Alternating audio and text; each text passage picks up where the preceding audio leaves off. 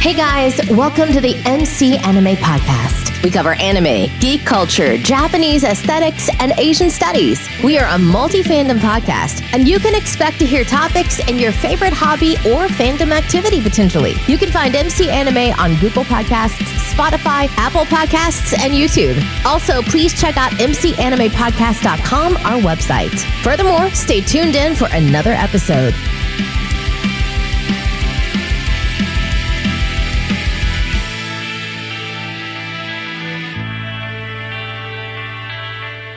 Welcome to another episode of MC Anime. MC here, and I'm with my fellow co-host with us today, Leah. How's it going? It's going great today. It's extremely hot out when I tried to go do my run, which was a terrible idea.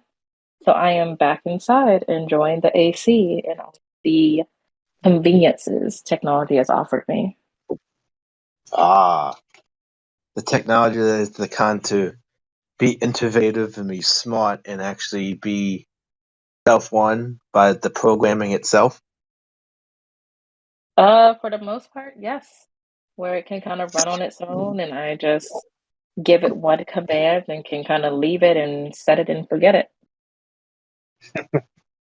So, what we're talking about is today's particular episode. So we kind of hinted at it a little bit. So what we're doing is Japan's smart technology industry. We're going to discuss some of the aspects of what it covers, like the broad areas, and then how specifically smart technology Japan has been widely used in different applications. Yeah. So for Japan, it is, as many people know it, especially nowadays, as being one of the forerunners when it comes to technology. They kind of been not only highly innovative and creative, but even some of the collaborative work and products that they've pushed out over the years have just been so far ahead of what we may have here in the States or in other countries that when we look at them, they're kind of the blueprint of where we want to get to. So we're going to look at some of the technologies that they've created over the years and how those have impacted the world and the market there in Japan. Oh, yeah. You know, one thing to talk about smart technology, you have to think about the AI development. You know, artificial intelligence driving the notion for the smart technology to be somewhat able to do things with human programming for your benefit. Mm-hmm. Yeah. As it stands, for Japan, they get, I want to say, over every single year, thousands and thousands and thousands. I think they're saying around 300,000 can come in out a year of just applications for AI technology, um, just so people can get approvals, patents, all of that. And it's because there are so many possibilities of how to make the world easier. Also, if you Yeah. have an idea of convenience, that's kind of how everything works nowadays. If it's something that makes the world better and it makes it easy, you want to be the first person to jump on it or the first person to discover out, how to make it work and how to make it feasible so that way you can be profitable from it and also become maybe go down in the history books as being the next big creator. Oh, yeah. And oftentimes, the simple smart technology is really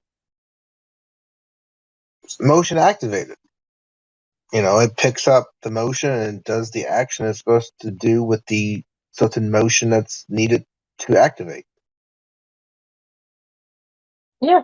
I mean, some will be motion activated. You have other ones Yeah. that, have other triggers besides motion, whether it be heat registering. Mhm. Maybe they have a launching off point, like basically a trigger action that has to come through, or just a set timer for when it's supposed to perform something. But a lot of these AI robots, whether they go from the very simple action of just Well, turning a lock and key to going as far as being, you know, forklift operators in warehouses mhm. to take the human aspect out of it. It's it's always something that kind of allows for humanity to take a step back for us to focus on other Yeah. things in life, and sometimes that just be enjoying life. Um, Well, yeah. yeah. One big sector in the smart technology is robotics. The utilization of different programming techniques and machinery being programmed for a specific job or task to be performed in the home. Yes. And before we hopped on, we were trying to remember which one actually came from Japan, in regards to the self-vacuuming robot, the one that goes about your Well, house. We thought Roomba. but Yeah. Japan does have its own versions of smart technology appliances Hmm. and things around the house, like the smart uh, lawnmower, stuff like that. Different drone technology is pretty widely acceptable in the industry. I think, well, let's see. One classic example is the GPS. You know, Is the what now? GPS, the GPS, the Global Positioning Oh, the System. GPS.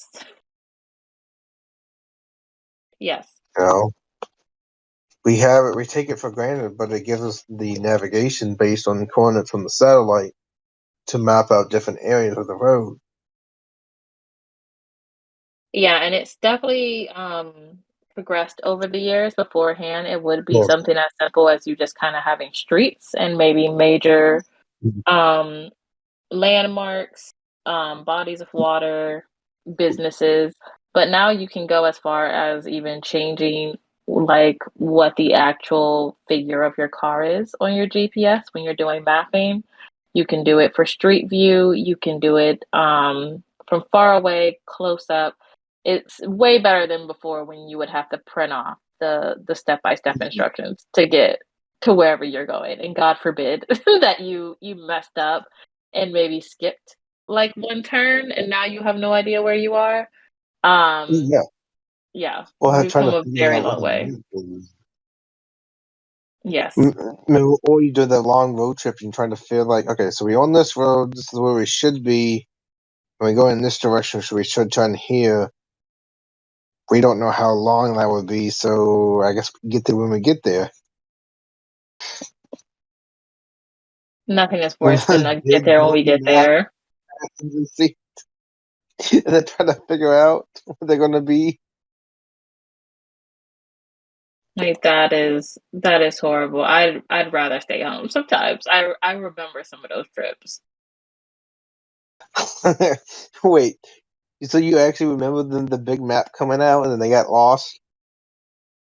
Yeah, because it wasn't just doing the step by step. It would Mhm. also be like if you're going to like say a new state or something, like someone in your family or someone in the car always gets the map that looks like a brochure, and then you unfold it, and it basically covers your windshield. And you're trying to figure out like, okay, well, we're on this road, or we're going this way, or we're going that way. I can only imagine doing that here in the States. Imagining doing that also in Japan doesn't even seem like it would be Mhm. fun, regardless.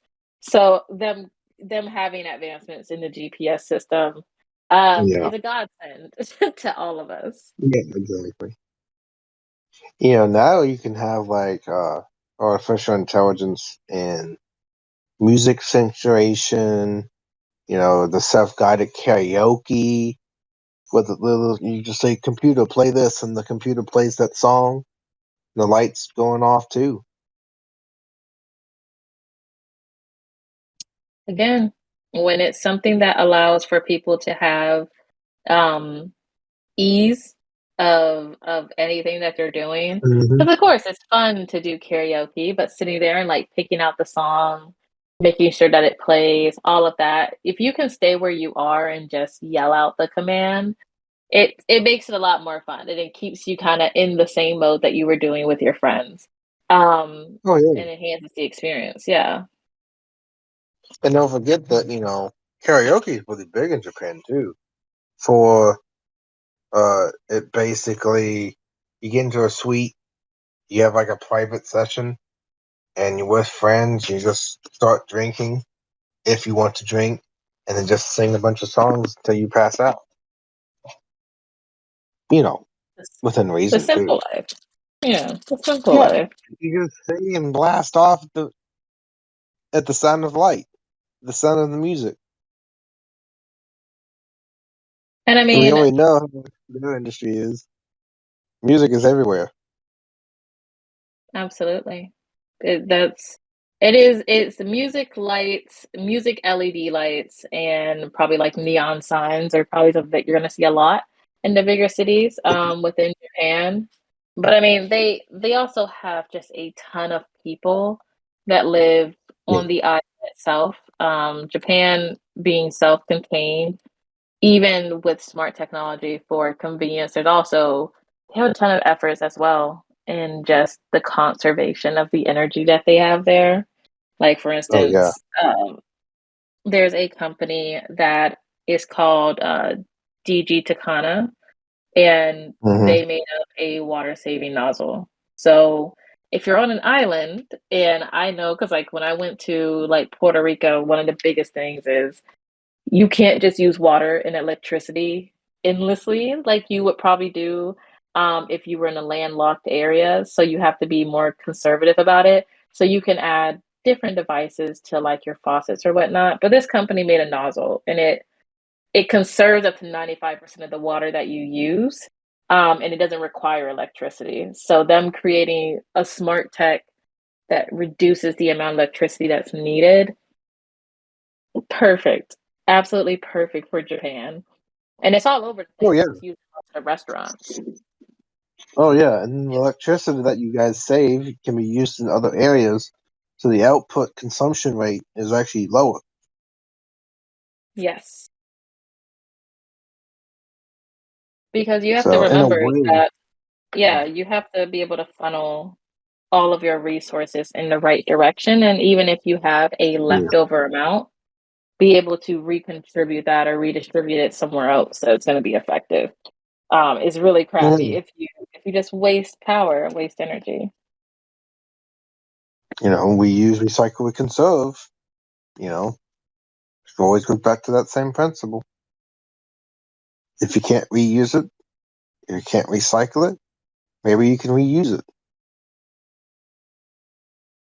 You mean do you mean reduce, recycle? What is it? Yeah, Reduce, reuse, you recycle. can reduce Someone I know. consumption. You can also reuse it and then recycle it as well. Whatever it takes to keep it going, because we do really only have one planet, guys. Mars Oh isn't yeah. fully baked up enough um, for us to Hopefully, be. we don't have a version of Wally coming up and over here. So I hope mean, that that doesn't is happen. true smart technology, if any. Fully sentient AI that takes care of the Earth while we're up in space floating around. Sounds like a dream. Yeah, and then we're coming back because we just discovered life. We're gonna have to go from being lazy to working now, walking for a time. I think for the Oh humans God. and Wally, that's a necessity. They were so fat. They were ridiculously lazy. They didn't move an inch ever. So that one I will say fair enough. But yeah, within God. Japan, but I mean within Yeah. Japan, outside of just them conserving energy, them making convenience for stuff, they're very big on safety as well. A lot of the smart technologies that they have are based in like home safety and business safety from having devices that they have locks that you can slap onto like doors and whatnot that will lock the door, and then you can use your phone as a key for it rather than having to bring around a key with you. So it also reduces the amount of items that you have on your person. Granted, that can also be a I double-edged mean, sword if you lose your phone. Um, that yeah. not the best, but yeah, the company PhotoSynth, um, they have like yeah electromagnetic smart locks, and they just go Oh on the yeah. door, and then you can like use your phone or your ID, if you have an ID card, and it opens it. Mhm. And I think that's really cool because you can put that like there's probably a ton of either really like rich people or really smart business owners who are just like, I don't want to have a lock on there or something that someone can pick lock and open up, or it takes away from the Yeah. aesthetics of the building. It makes it very futuristic and also Yeah. gives me a lot of that like Akira vibes. It makes me think like, okay, we're going into the future. We're gonna have a bunch of like crazy tech. Um, we don't have retina scans yet for every home. Not yet. Not yet in Japan Yeah. either. Pretty sure it's on its We'll have way. it. Yeah, those are interesting. Uh, They have you face put your scans. scan in the socket and then it scans it. But then also you have face recognition. I don't know. Retina scan and facial recognition kind of scares me a little bit. Is then what? You're gonna go after someone's retina scan after you're just gonna force it on them? Like I don't know. That's kind of scary. I don't find it as scary just because since I use a smartphone so often and Yeah. like with a smartphone, you a lot of them do have the camera and facial recognition. Also, a lot of us are Mhm. already aware that like your face is being scanned at some point.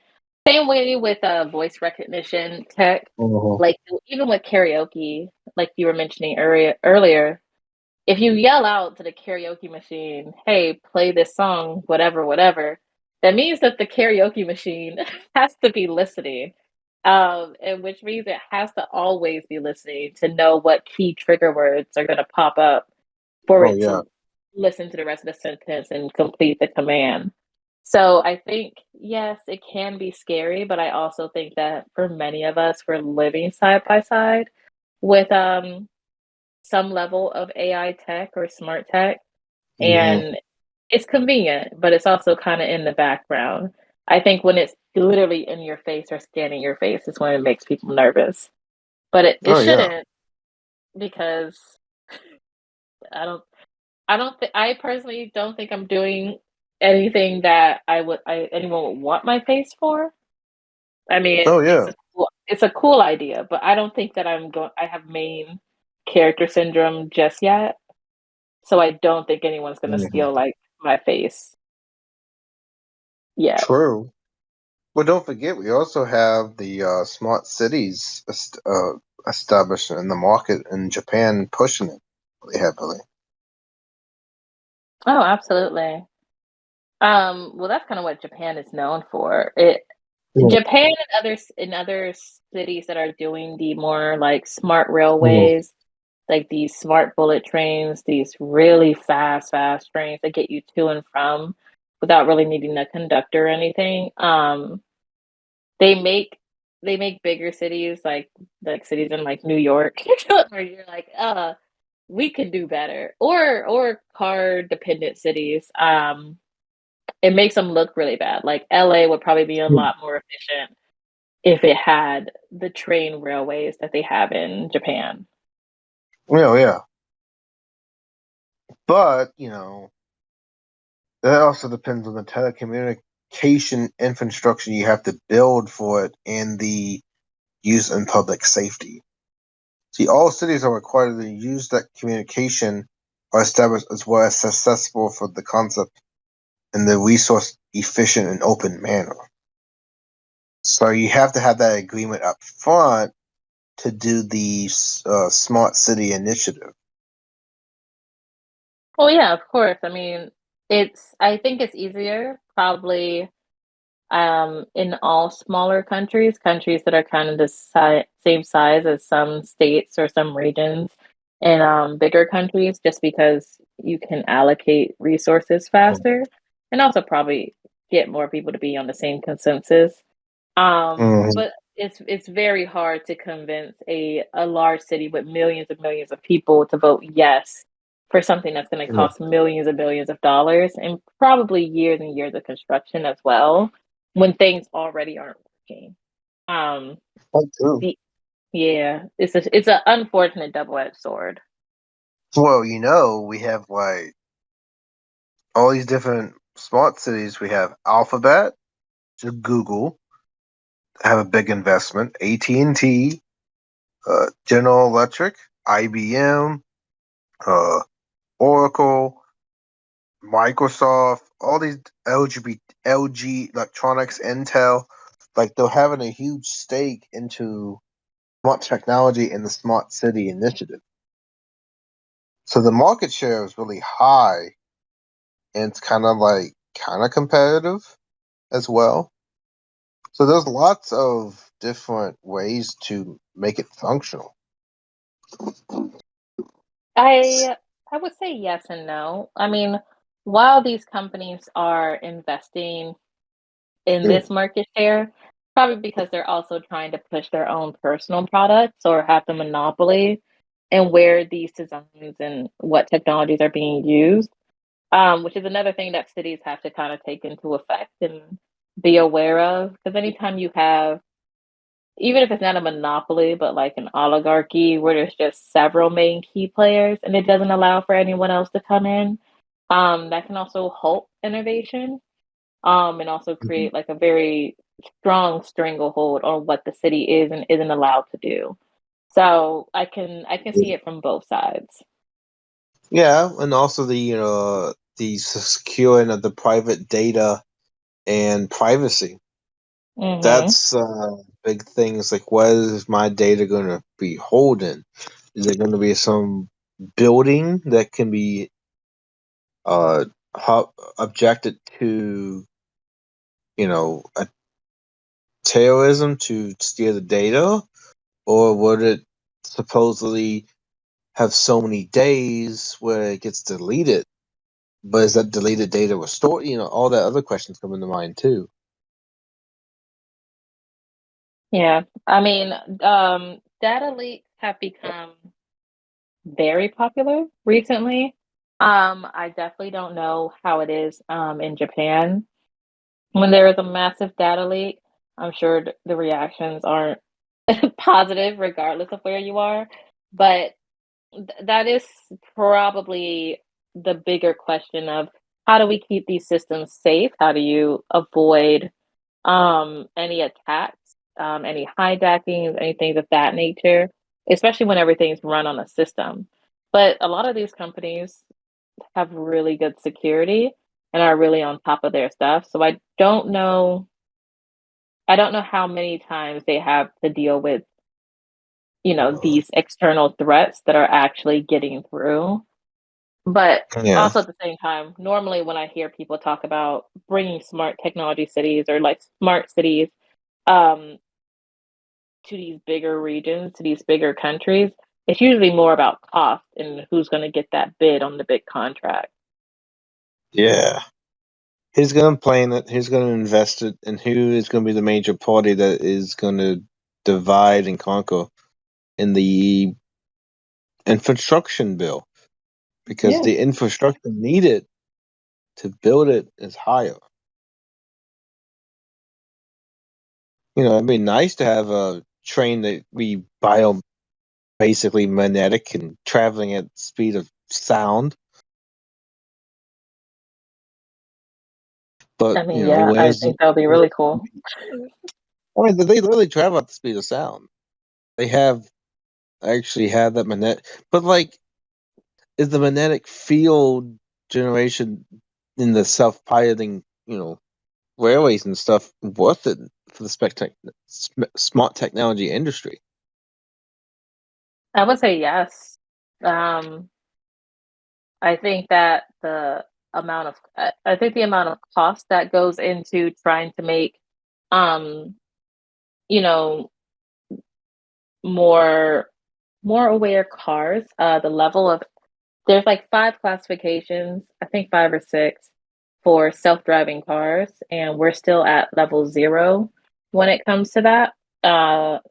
And to get cars to be completely how we see them in like movies like I, Robot or whatnot, the amount of money that will have to go into it because there's a lot more factors that are in place when you're talking about Yeah. every individual car having to be aware of every other individual car, plus all the other things that happen on the road and pedestrians and all of that, compared to a railway system where it's going to be the same path is probably it's a significant less amount of trains on the trail, like on the railways, than there are cars on the road.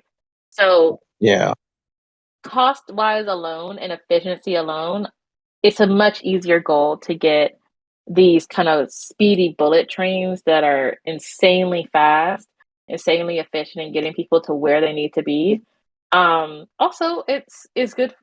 I feel like it's better for the environment because even with as fast as those vehicles go, the trains go, a car is still a car, and it's still going to emit so much gas, so much pollution into into the air that we already have way too much of, and we're already at our breaking point, or have already surpassed it at this point.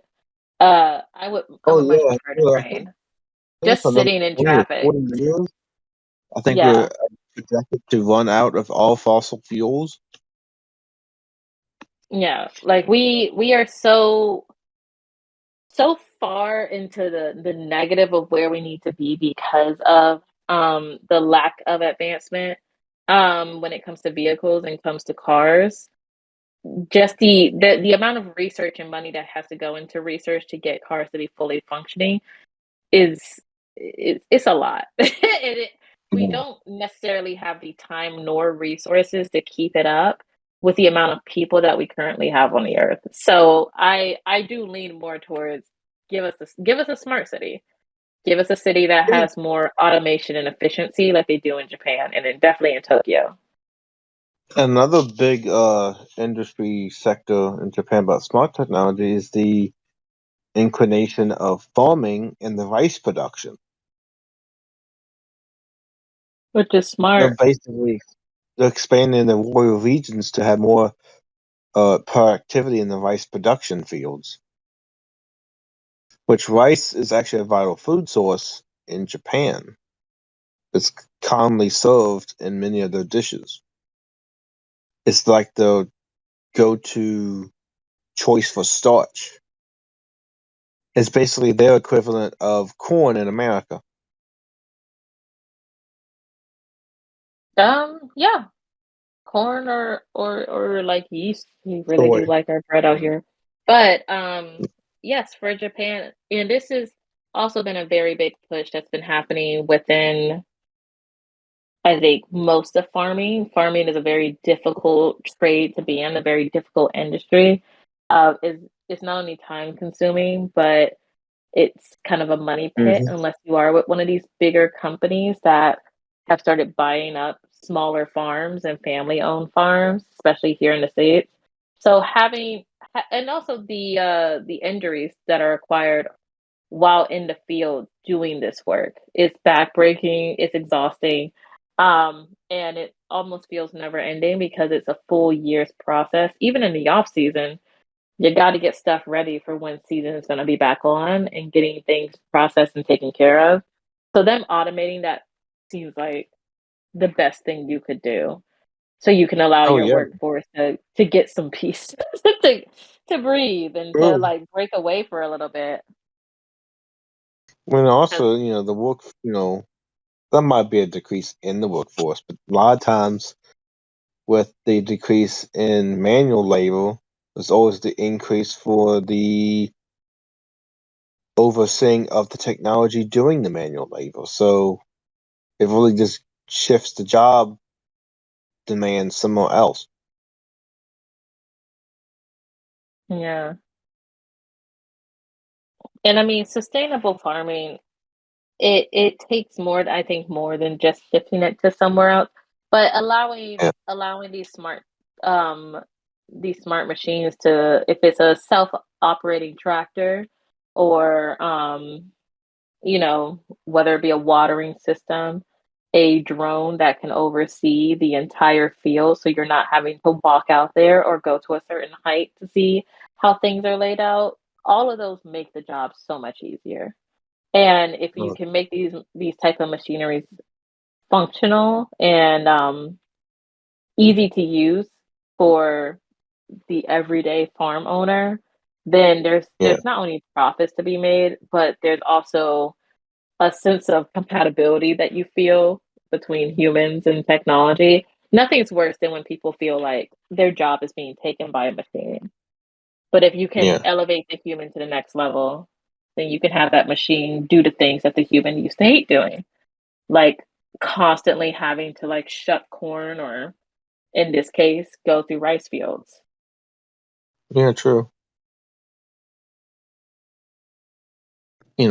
I think with the production of rice being just a commodity for food, it's going to increase the overall production, but also it can lead to interventions in technology to do the job that can yield more results, or even more efficient results. It can be even safer. Hmm.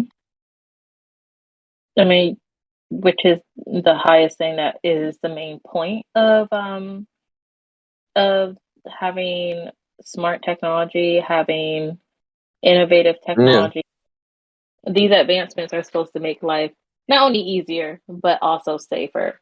And even in agriculture, things that we don't consider to be dangerous. Of course, you're going to consider the big machinery or being in the sun dangerous, but I mean, yeah, water, it can also be a health hazard if you don't have a system in place that lets you know if there's something infectious in the water, which they do have in Japan.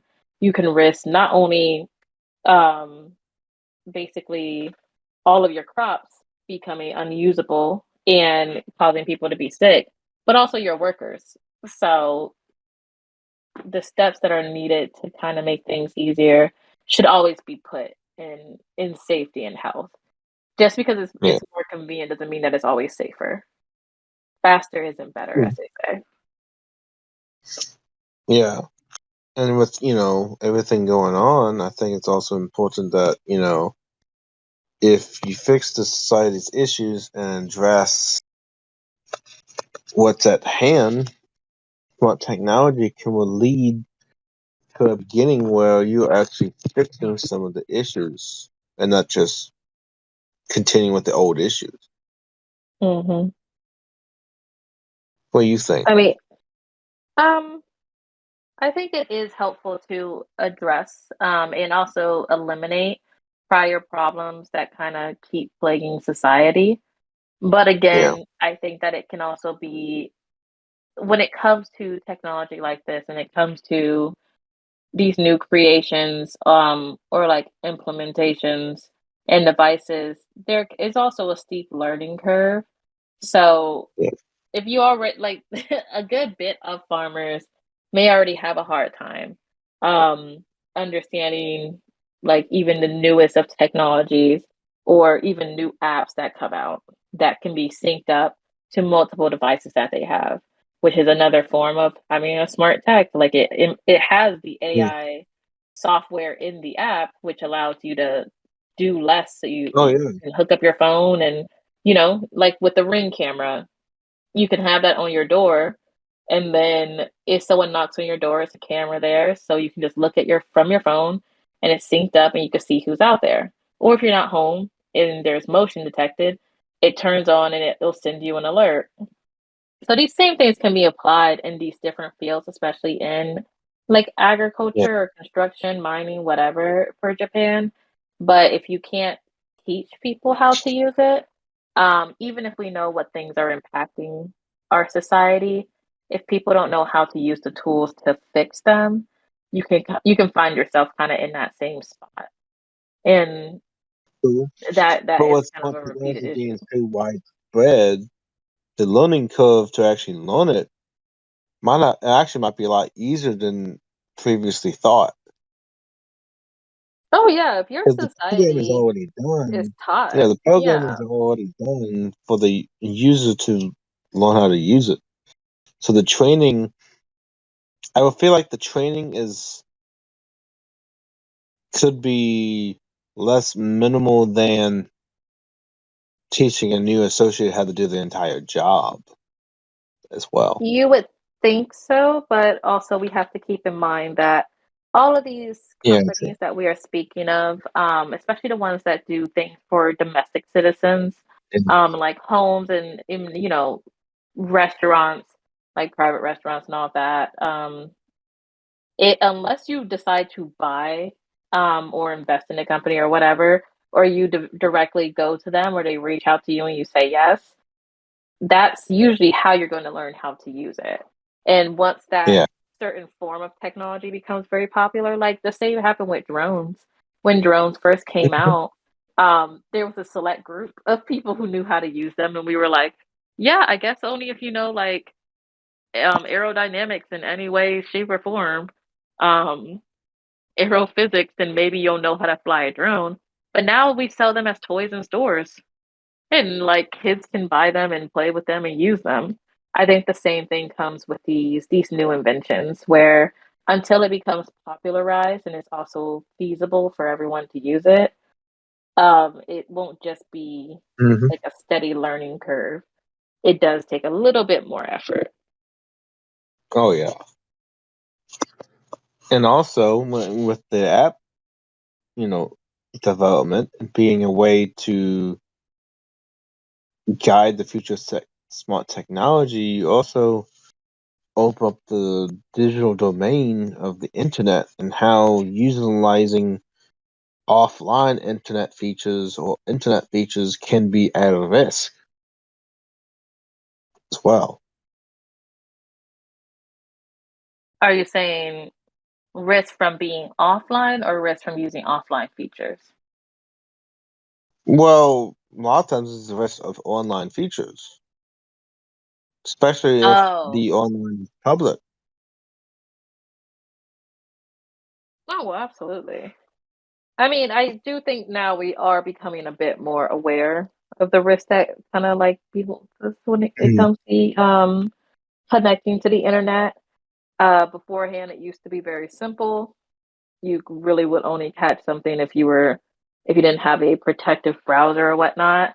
But Yeah. cyber attacks are becoming more and more common, and they're also becoming a lot more the I would say hackers or threats to data security and breaches are becoming a lot more proactive, while beforehand it was more so like a Trojan horse, like a malware. You go, you click on the wrong file, you download the wrong thing, and then it pops out at you. These ones are now actively trying to consistently break into And accounts it's the or get business to access sell to data. something. It's Huh? basically now it's the business to sell the data. Oh, People absolutely. go Data buying the mining is data huge. and use, yeah. Yeah, data mining is explosive nowadays. Which is it's sad because it's something that like I learned about starting up in when I was going in like my first year of college, and then you Yeah. see like after like years go by, in 10 years time how commonplace it is, and how well Yeah. known and easy it is, which is strange because what what's also interesting is like Japan was the ones who they were the ones who created the flash memory card that goes Hmm. into, your phone, so or your Yeah. small handheld devices. So like a lot of the information that you keep or you actually upload online, because a lot of us sign up Hmm. on things through our phone or we download an app. We wouldn't be able to do that without flash memory cards, and we also wouldn't be able to do that without Japan. So not to say that this is on Japan, but we definitely Mm. got our first steps in being able to spread information a lot faster or store it, which also means, of course, the threat level goes up. Oh yeah. But yeah, Imagine storing that information now. That just the speed of a flash drive that can be so easily converted to someone else's flash drive. yeah. And I mean, like these are allowing us to have the apps on our phone, to have our photos, to have our memories some people also use like even their notepads to keep track of not only passwords but things that they have to do. So, and we've only had the flash memory card since 1984. I Um, mean, true. I don't use anything to keep track of my passwords. I have like 15 different passwords. I remember all of them. that's good. That's not the average person. But also at the same time, there is a lot of there's also just systems that are out there that just collect your data. Even if they're not collecting your Mm. passwords, they are collecting your like your search history. This is why sites like software like NordVPN and all of that, these like almost third party kind of web Mm. browsers are becoming more popular because people are like, I'm tired of being targeted by ads. And some of it isn't as malicious as you may think, but other ones are extremely concerning. It's one thing to say something and you'd be like, Yeah. oh, then I saw an ad pop up on my phone, but I never searched for it. My phone's listening to me. And then there's others where it's literally like selling of your personal data, where you live, your demographics, and this allowing companies to kind of build and Yep. incorporate that into their marketing or into their advertising plans to get bigger profits. They know exactly how to get you in. And that's not cool. That's not cool at all. Yeah. And another aspect I think we need to, look at is if we are going to be secure, what is the best vision to do that? Is it just going to be the security companies keep upholding everything and hopefully they don't get a breach? Or is it going to be protective lock and key mechanisms that people can use to shut off at any given point? Um, Honestly, I think it all depends on what your preference is and what type of person you are. Like I know, for instance, like my grandparents or something would be more so like a lock and key person because you feel like as long as I have power over the key, then I have power over what's going on.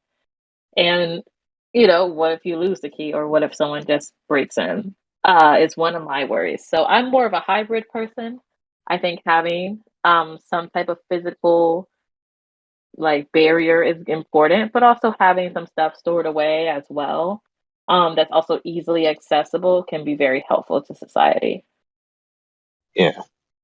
Yeah.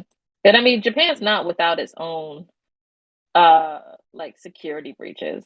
Like back in 2011, right in November, Panasonic had a huge security breach where it was caused by ransomware and it went across multiple servers on its network. Um, and they were saying like, oh, well, some data may have been touched by like a third party intrusion. Um, and that's concerning. Uh, but it does happen, and it doesn't mean that you're able to avoid it. And like Japan, like any other country, gets hit with security breaches and data breaches all the time. It's just that these bigger companies that most of them have some type of cyber protection or holding a lot of actual data on their um in their like I don't know in their computers on their memory cards, all of that in one stored location, they get breached. The Japanese government gets attacked. They've had a huge cyber attack in the past, and that's not cool. And that happened in like last summer, in June of 2021. They got hit with several data breaches for several different agencies that went from infrastructure to transport, tourism, their actual international airport, and the Ministry of Land. Like that's is so concerning, but it's very, very common. Yeah. And as people advance in the technology, so does the people handling the technology and finding the loopholes in the technology. Yeah. I Well, mean, that's it's just probably going to, yeah. yeah. it's a natural wave of things. I think we've always seen it as as the advancements come, things also get more difficult and more dangerous. And it doesn't mean that you should stop, but it does mean that you should take more precautions and make sure you're going in the right direction because sometimes rather than just keep going up, you may need to go like left, right, dodge, dodge, dodge, and then go back up to kind of avoid being predictable and being easy to take. Oh yeah. So, you know, as we think we hit up good important points in smart technology of Japan and it being influential in how you use it, being impactful how you use it in a way that to benefit other people instead of just one person. Even though you can do one person. What do you Mhm. think? I still think Japan is definitely a forerunner when it comes to the advancements that we see in technology. Other countries are definitely catching up on its heels in these like last 2 to 3 years, but I think that also comes with the big shifts and changes that we've had globally with not only like the pandemic, but people just kind of wanting to find answers in different ways. So take the time, look at what other countries outside of your own are developing and have developed in the past and see how it's changed the world and how one small invention can make for us eventually, maybe one day, having our own Wally, like having our own super smart, amazing Ghost in Shell reality. Oh Oh, yeah. I don't want Ghost in Shell, but maybe a different one. Something Ghost Yeah, in Shell esque. yeah.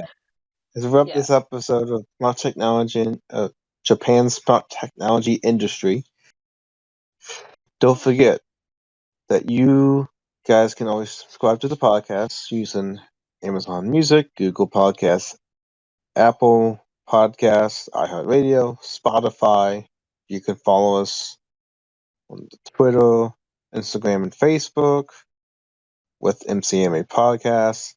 And then you can also support us on the direct site, mcmapodcast.com. You can follow and update accordingly to the new episodes being updated.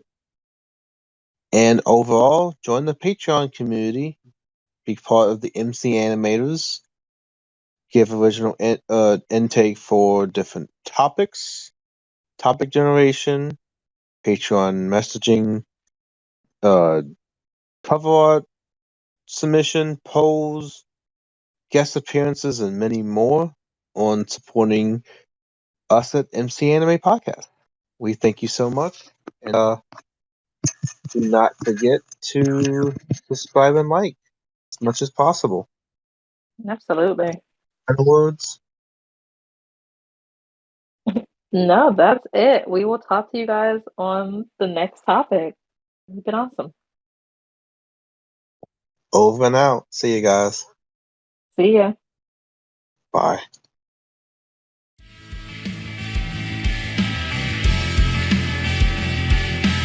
This concludes another episode of MC Anime Podcast. MC Anime Podcast is available on podcast directories like Google Podcast, Apple Podcasts, Spotify, iHeartRadio, and YouTube. We also have our website at mcanimepodcast.com. If you want to directly support us, then follow Patreon blog MC Anime. Finally, if you want services for hire, then we're available on Fiverr for audio and video production, graphic design, idea consulting, and blog and article writing.